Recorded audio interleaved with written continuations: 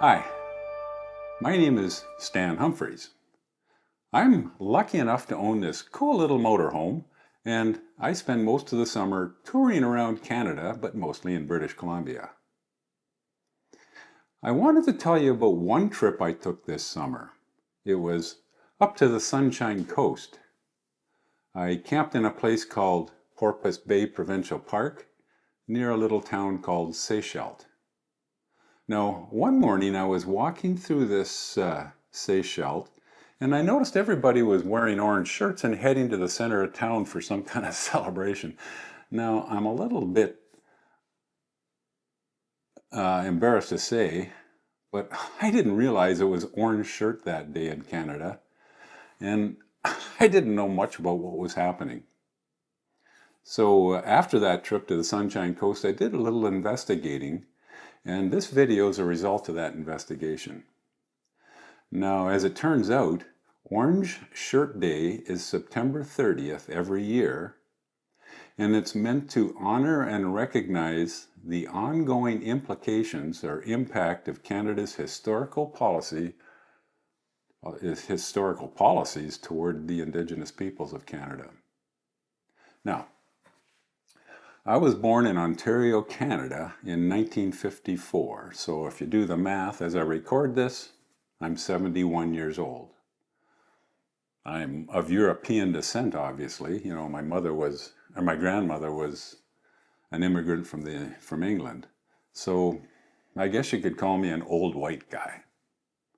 I went to, public schools, elementary schools in southern Ontario back in the 60s, because I was born in 1954. Now, here are 10 Canadian historical facts that I don't think I was taught in school. In fact, most of these facts I didn't learn until 2015 when Canada's Truth and Reconciliation Commission report came out.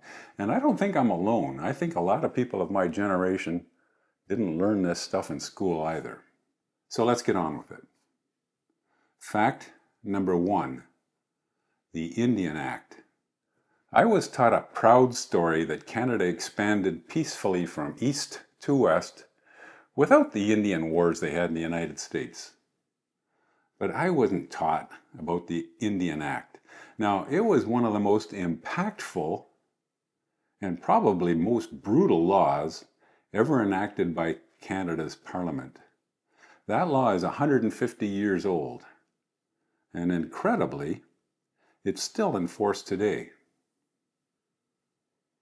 Fact number 2, Canada's founding father.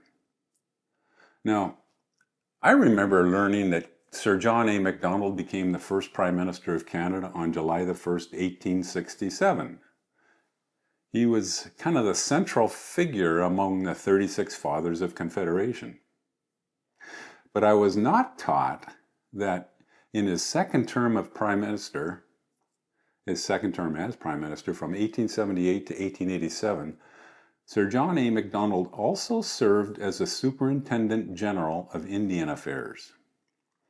Now, in those dual roles, both as Prime Minister and Superintendent General of Indian Affairs, he played a central role in writing, like in authoring, and pushing through Parliament and enforcing that Indian Act. I did not know that stuff. Fact number 3, the RCMP's formation. Now, we all remember the romantic image of the RCMP, the bright red surge and the pageantry of the musical ride. But I don't remember that the Northwest Mounted Police, the force that later became the RCMP, it was originally created to assert federal control in the West and to move our Indigenous people onto the reservations.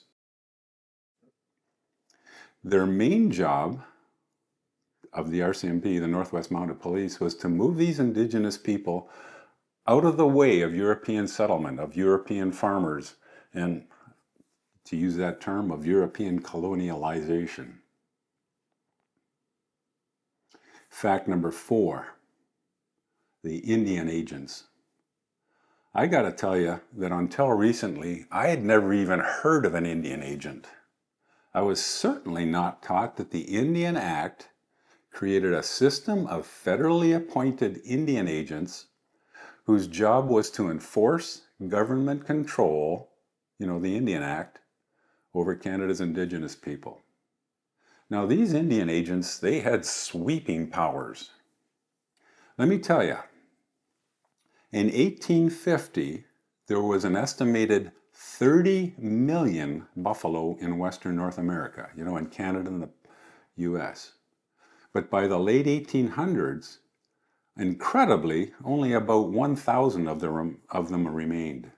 These buffalo were wiped out by commercial hunting, and that hunting was encouraged by government policies, both in the US and Canada.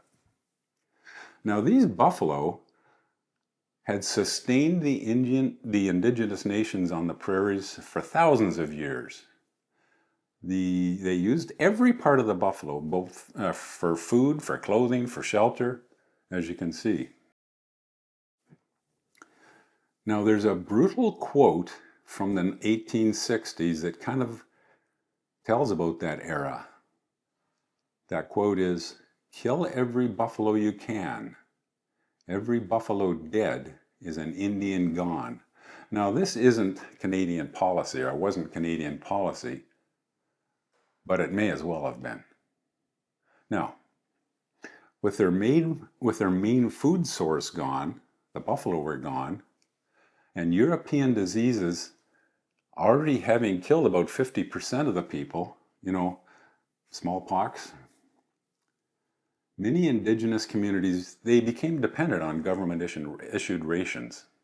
So the Indian agents, they controlled the access to these rations, and they often used them to pressure the indigenous people onto the reservations. You move into the reservations, we'll give you your rations. Brutal. Fact 5, wards of the crown. Now, my early education left me assuming that Canada's Indigenous people were free to move peacefully around on their land. I had no idea that under the Indian Act, First Nations people were legally classified as wards of the crown. This meant the federal government viewed itself as a kind of parent or guardian with the authority to make all the decisions for these people for their own protection. For more than a century, this wardship system meant that the government, listen to this, the government controlled all the finances of these Indian bands on these reserves. They controlled all the finances. Now, I didn't also realize that First Nations people did not have full Canadian citizenship. In other words, they couldn't vote until 1960, like after I was born. Fact number 6, reservations are not owned by Indigenous people. I was never taught that the reserves are not owned by the people who live on them. Under the Indian Act, reserve land can't be sold, can't be mortgaged, or isn't even owned by Indigenous individuals or the communities they live in. All reserve land is held in trust by the federal government, which has final authority over how it's used, leased, developed, or sold. Now, people living on reserves generally don't even own the land under their homes. They can't hold a deed to the land, they can't mortgage it normally, and they can't sell it outside the community. Now, this system, it doesn't just limit opportunity, it makes it impossible to have normal economic development on a reserve like we do in our communities. Fact 7, the pass system. Now, around 1885, the federal government imposed what became known as the pass system. It wasn't, I don't think, written into law, but it was enforced by Indian agents and by the Northwest Mounted Police as if it were. To visit family, sell goods, hunt, or even attend a funeral, people needed a signed pass.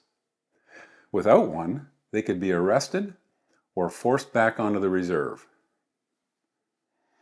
In a country that prides itself on freedom, the pass system created a parallel reality where Indigenous people lived under travel restrictions, I gotta say it, that looked more like a police state than a democracy. Fact 8. Restrictions on democratic rights. Now, I was taught that Canada valued religious freedom and democratic rights. I was always proud of that.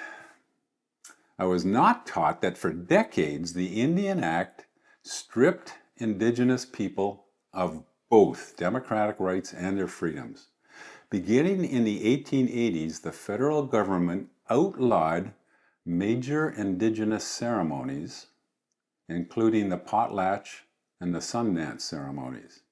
For many Indigenous nations, these were the places where the leaders were elected, decisions were made, and in other words, it's a functioning system of governance, just like our town councils. These were banned. People who held these events or even attended these ceremonies, they could be fined or jailed. At the same time, the federal government made it illegal for Indigenous communities to raise money to hire lawyers to challenge these laws. They couldn't challenge the federal policies, and they couldn't challenge land claims. That effectively blocked all political and legal resistance to what we were doing to them. I hate to say it that way. These restrictions on basic democratic rights lasted well into the 1950s when I was born, and they shaped the lives of Indigenous people for generations. Fact 9. Residential school system. I was taught that Canada tried to help Indigenous children by giving them free education so they could happily assimilate into European Canadian society.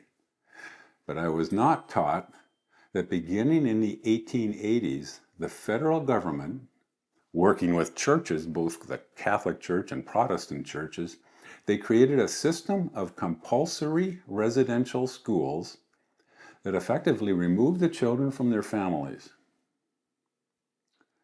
Government documents back in that era make the goal unmistakably clear: to civilize Indigenous children and to kill the Indian in the child.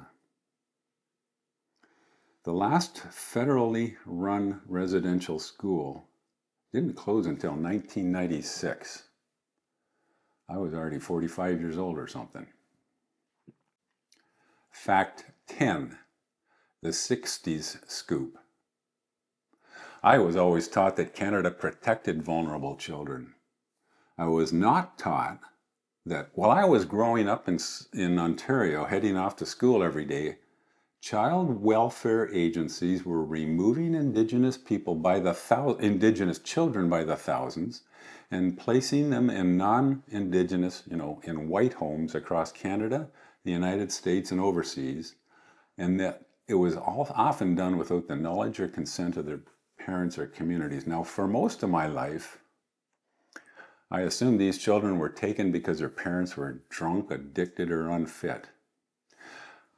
I never really questioned that belief. Only much later did I learn that the conditions on many reserves that we're talking about here, the poverty, the overcrowding, the trauma, these were not cultural traits of the Indigenous people. They were the predictable results of federal policies that were in practice racist. Now, instead of addressing those government-created conditions, child welfare agents used them as evidence that Indigenous children were unfit, so they removed the children. The Sixties Scoop wasn't child protection. It was a system of mass removals that severed family lines, scattered siblings, and left a generation of Indigenous people growing up disconnected from their language and their identity and their communities. And its impacts are still being felt today.